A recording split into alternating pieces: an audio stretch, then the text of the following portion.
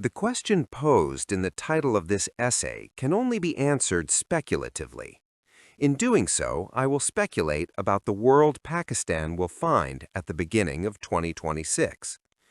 The change in the global order Pakistan will face is the result of natural events as well as changes that are the result of what policymakers working from the world's major capitals have done in the year that is now a part of history.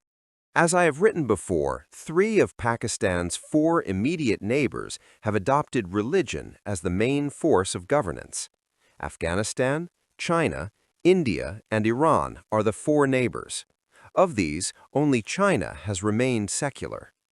Those who manage Pakistan's affairs must also take into account the possibility of an era of regional and global wars. By invading Venezuela and arresting Nicolás Maduro and his wife, Donald Trump has ignited a debate among historians about the origin of wars.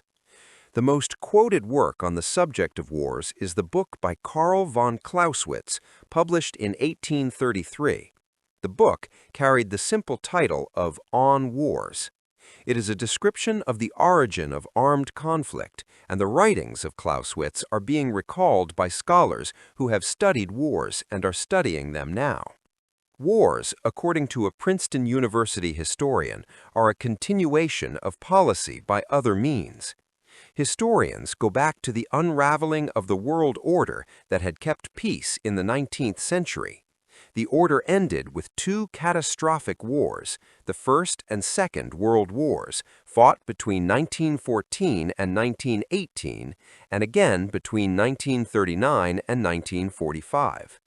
Both wars claimed millions of lives, not just among those who were fighting, but also those who did not carry arms, but lived in the areas of conflict. This human toll persuaded the leaders of the time to create structures that would lead to debate among nations before picking up arms to fight. The first attempt was to create the League of Nations, but the effort was derailed by the American leadership, who decided not to participate. The second global conflict created institutional structures that have lasted for 80 years. These include the United Nations, which gave membership to all independent countries. As their number increased with decolonization, so did the membership of the UN. The UN arrangement left war and peace matters to the Security Council that has 5 members who wield veto power, which meant any of these members could block moves by the Council. This has happened on many occasions. The British economic historian John Maynard Keynes, who had studied the arrangements put together by the victors of the First World War, convinced the victors of the Second Global Conflict to create institutions that would not plunge the world economies into financial and economic chaos. This led to the founding of the International Monetary Fund, the IMF, and the International Bank for Reconstruction and Development, the IBRD. Over time, the IBRD developed into today's World Bank Group, WBG. The World Bank's success in promoting development led to the creation of regional banks and the Islamic Development Bank. The post-Second World War global order has lasted for 80 years, from 1945 to the present. The seeds of its possible destruction were sown by the American President Donald Trump, who took up residence for the second time in the White House on January 20, 2025. This was the beginning of his second term, having lost the election to be re-elected in 2016 to Senator Joe Biden. Trump blamed the election he lost to rigging by the people who exercised enormous amounts of power in Washington. His claim that his loss was not legitimate led to the assault on the Capitol, the House of the U.S. Congress, on January 6, 2017. This day would occupy an important milestone in the history of the United States.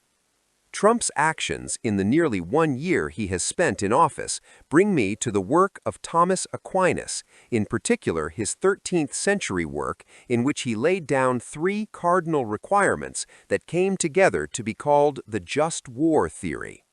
The principles stated that wars must be waged through the lawful operation of a sovereign and must not be by a collection of individuals who are looking for personal gains.